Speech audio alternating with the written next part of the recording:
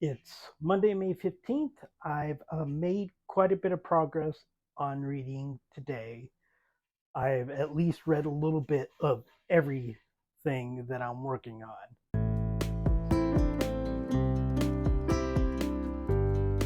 Louder and Funnier, about two-thirds of the way through this. Not enjoying it. Wodehouse's humor, which works so well in novels, does not work as well in essay form. I should finish this sometime this week. I have 7 more essays to read out of this, so at least one day this week I will double up on essays. Really not much else to say about this. I will cover it more in depth when I finish the book, but for now, 50 Words for Rain by Asha Lemmie. I am about 10% of the way through this. It's about a young girl. She is like 11 or 12 at the time that I am in the novel right now. Her mother has taken her to her grandmother's house and left her there. Why? I'm not quite sure yet. And this is set in Japan. While her mother is Japanese, her father is African American. And apparently, that is quite a scandal because her family is royalty of some sort. Her grandfather works with the emperor, at least. At the point in the novel I'm in, she has just discovered that she has a half brother who is not a bastard. Their words, not mine. And she has just met him for the first time. Honestly, up to this point in time, it's been a little bit difficult for me because I really want to. I mean, obviously, when you're reading, you're going to see the trials and tribulations that a character goes through. But man, it's just hard watching a grandparent be abusive to a grandchild. I'm enjoying the writing. I'm looking forward to her hopefully getting away from her grandmother because she's pretty much been stuck in like one room for 2 years so far. So that's where I'm at in this. I'm not sure where it's heading. Uh, I'm sure there's going to be more trouble as we go along, but at least hopefully get her away from her grandmother. The Glass Ocean, which I'm reading for Family Book Club for next month, but I wanted to go ahead and get it taken care of. And I also have it on Audible, so I've been going back and forth between reading the book and listening to the audiobook so that I'm now a quarter of the way through it. I believe I explained a little bit about it last time I talked about it, but it's told through 3 different points of views of 3 women. One modern day woman in 2013. She is a writer looking for her next book. She had written about the potato famine in Ireland, and she has struggled to find something else to write about while also having to care for her mother who has Alzheimer's. And then 2 women on the Lusitania, one a first class passenger, Caroline. She is married. She's married. Her husband doesn't really seem to particularly love her that much, or at least is not showing in any way. She has a friend that she is attracted to, and there may be trouble there. The other point of view is Tess, who is a second class passenger who also happens to be a con woman. And she and Caroline are intertwined in this story about the Lusitania. It's interesting so far. Sarah, the writer, is written in first person, and the other 2 are written in third person. And basically, it just switches from Sarah to Caroline to Tess to Sarah to Caroline to Tess, and so on, which I assume we'll be doing throughout the rest of the novel. It is it's keeping my interest. I have worries about where it's going, especially since we know the Lusitania sinks. So we will see what happens there. As long as somebody doesn't scream out they're the king of the world, I will count that as a win. I am also reading Spoon River Anthology, book of poetry by Edgar Lee Masters. I'm about 10% about 15% of the way through that now. Also reading the short story collection by I really wish I wasn't reading him just because I have to say his name and I'm gonna screw it up so badly. All right, Guy de Maupassant. I'm still on the first short story, which it's an interesting short story. I won't try to pronounce the name of the short story. It's about a group of people who are traveling around World War One. Most of them are either in business or aristocratic, but there is also a courtesan who is with them, who many of them look down upon. At the point in the story I am, she has chest after they've been traveling for quite a while, and none of them were wise enough to bring any provisions. She has reached into her possessions and pulled out some stuff that she was smart enough to bring, and now people are either angry at her or want to get food from her. So that's where I am in that. I believe that is all I am reading now. I should finish because I'm doing The Glass Ocean both on Audible and in physical book form. I should finish that this week, and I will have to find an Audible an audio book that I can listen to after this. I don't have any more credits left, so I will have to find one that's available for Premium Plus, or I will have to find one that I have already downloaded but haven't listened to yet. So we will see what happens with that. So that's everything that's going on right now, and we'll talk to you tomorrow. It is Tuesday, May 16th. I've progressed a little bit in every book that I've been reading. I've also have finished Glass Ocean, which I did not think that I was going to do so quickly. But as I said yesterday, I have got the physical in the audio book, so I switched back and forth. And also, I took my kid to get a haircut today, and I read some while I was waiting for that to happen, and also waiting to pick up some pizza. So I'm finished. Um, I know when Robin finished, she gave it a 4.5. I'm not going to give my score just yet. I'm going to, because I just finished it like an hour ago. I'm going to let it percolate a little bit and figure out what it's going to be. I don't think it's going to be as high as a 4.5. Um, I do have some issues with it. I know okay, there are three main characters. There's Sarah, a writer in 2013 who is looking for her next book to write, and she had a great grandfather who died in Lusitania, and she decides to do some research on him, and so that's one scene. And then there's also Carolyn Hochstetter, uh, a society lady in 1915, and uh, I forget her last name because she Tess, who is a con woman, keeps changing the different names that she uses. One of her last names is Fairweather. One of her first names is Tennessee and Tess. Um, so two women who are on Lusitania and one who's writing about it. Robin wrote, or Robin said in her YouTube video that she didn't care for the Caroline parts of the novel.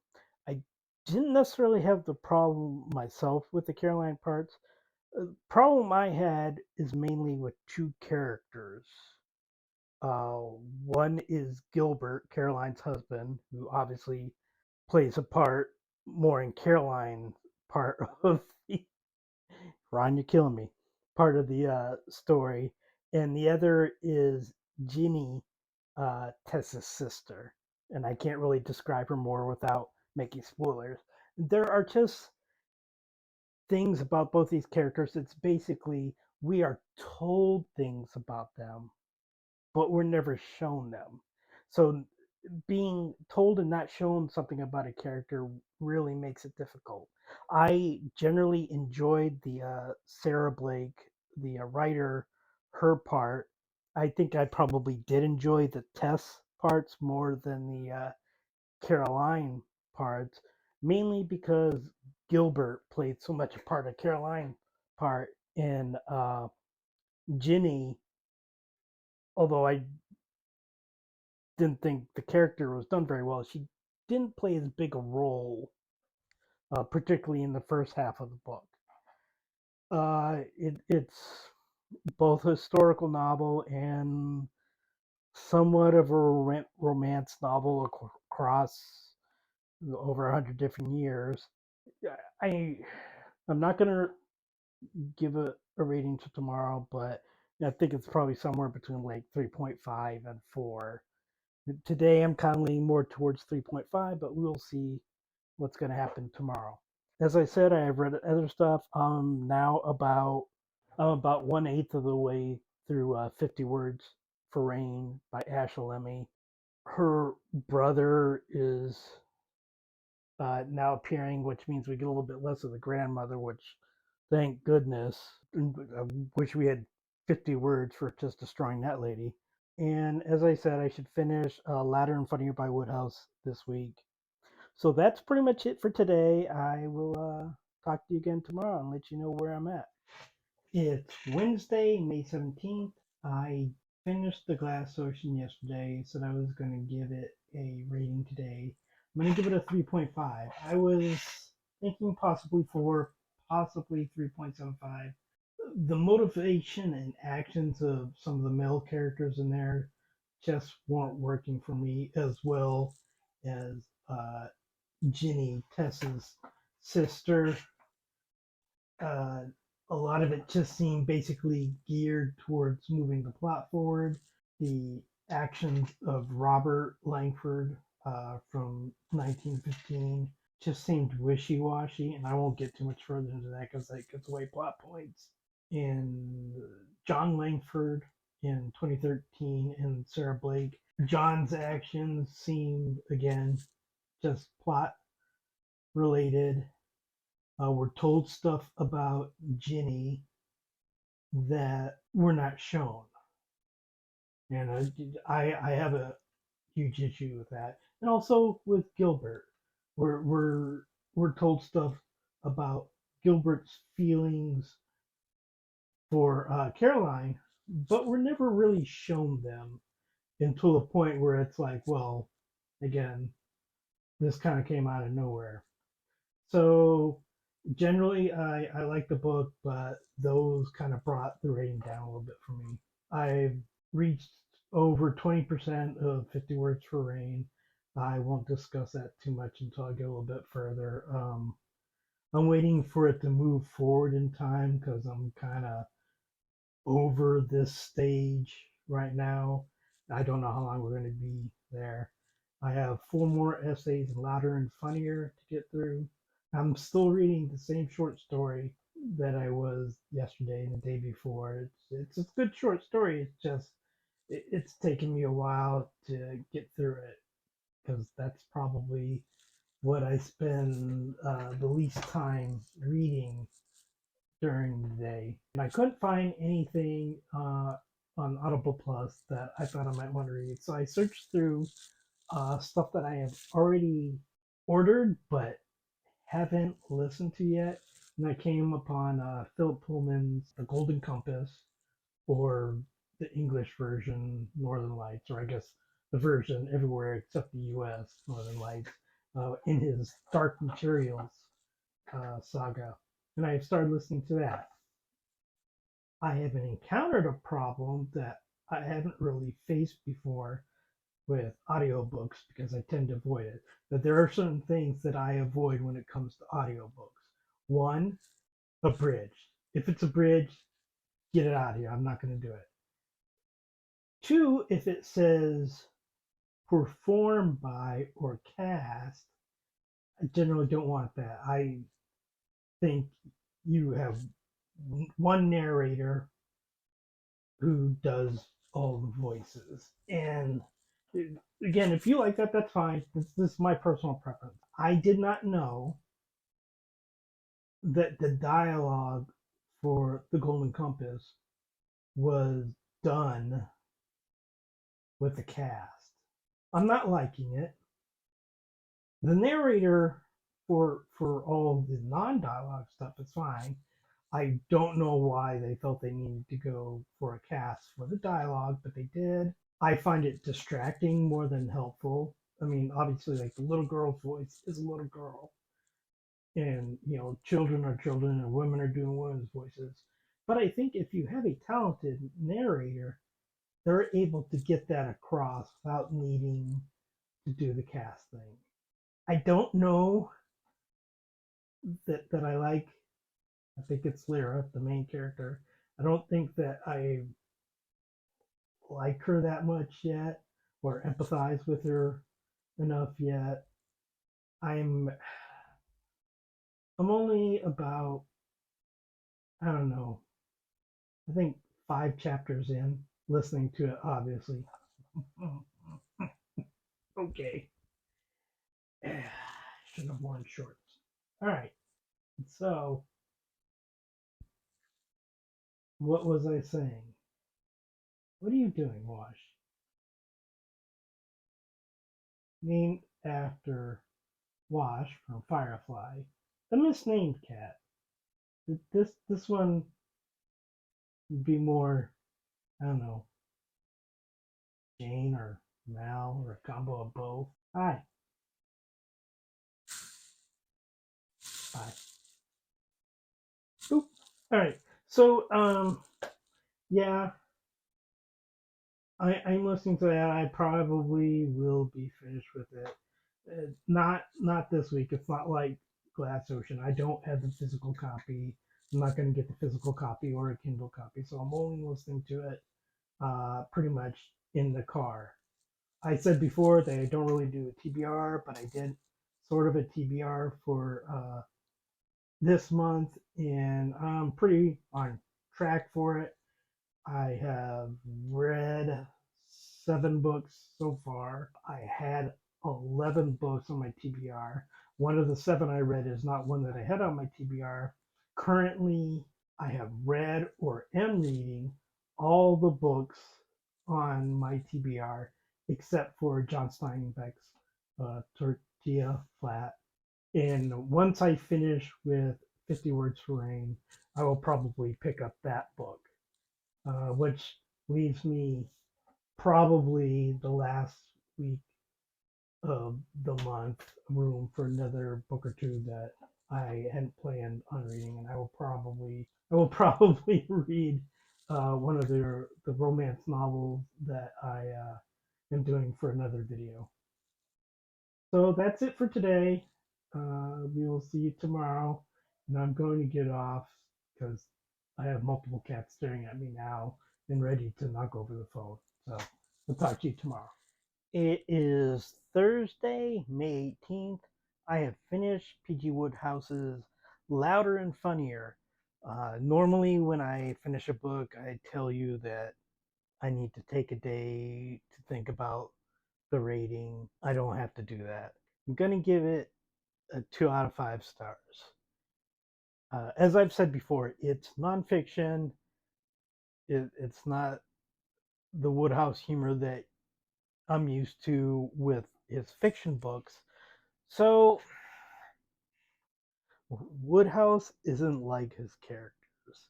So when he uses the humor, and I have to say, I say essays, some of them, they're humorous essays, not necessarily grounded in truth. It's non-fiction, where it's non-fiction. It's humorous stories that have to do with Hollywood and tennis and butlers and gambling and ships. Basically, all the things that Wodehouse was, familiar with in his time, except you're getting a lot of it is Wodehouse's opinion, usually humor based, but also it comes across as a little bit crueler than you read it in his fiction. So it was not a very enjoyable read. I would say this is something that I would probably not read again, except it's very possible that I will be reading it again for the podcast that I do with my daughter Robin. That's if we choose to read all of Wodehouse's works instead of just all of Wodehouse's fiction. I've progressed a little bit in 50 Words for Rain. I'm about 25% of the way through the novel now. It doesn't look like it's going to be a particularly enjoyable novel. It's definitely not light reading. I don't know if I'm going to get the feeling that you get. It's like, well, it was a hard read, but I got something out of it. I don't know that that's going to happen, but we will see. I just feel bad, and I want to do things to certain characters that I probably shouldn't say in a YouTube video. I'm maybe a third of the way through the Golden Compass on audiobook. It's a little bit more enjoyable. I was talking to Robin earlier today, and I also have discovered that not only do I have a problem with a cast being used for the dialogue in it, but I'm a little bit not done with. But okay, hold on. Move away, Ron. There you go. I'm a little bit chosen ones and I should take a break. And the main character, Lyra, is a chosen one. And she's a 12-year-old girl, which I've had my own dealings with 12-year-old girls raising them. I don't know that I need to read a fictional one, and I don't like the actress's voice that is used in this. I don't like a lot of the actress' voice that is used in this, but it is becoming more enjoyable, and we will see. I'm moving forward in other stuff also that I've talked about. I'm going to probably start Steinbeck's book soon. I'd like to get closer to the end of 50 Words for Rain before I do that. But that's where I'm at now. I believe I will finish 50 Words for Rain this weekend. I'll talk to you tomorrow. Okay, as soon as I did this, I got something in my eye. It is Friday, May 19th. I have read a little bit further in 50 Words for Rain and The Golden Compass. I will be reading a little bit more of Spoon River Anthology and the short story collection tonight before I go to bed. As I said yesterday, hope to finish 50 Words for Rain this weekend. If not this weekend, maybe Monday. Because I tend not to listen to audiobooks as much on the weekend, I will not be finishing The Golden Compass, like I said, probably next week. Other than that, I've been just filming other videos today to shore them up a little bit since I will be gone for a week at the beginning of June. But that's all I have for today. Got 2 more vlogs to film. Talk to you tomorrow.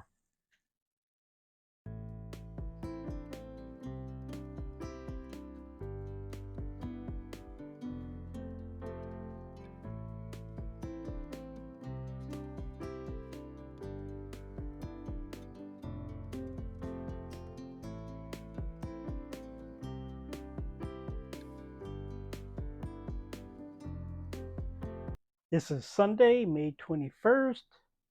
Not going to have much of an update for today because I did not do any reading at all today. I may read something before I go to bed, but as of right now, I haven't read anything.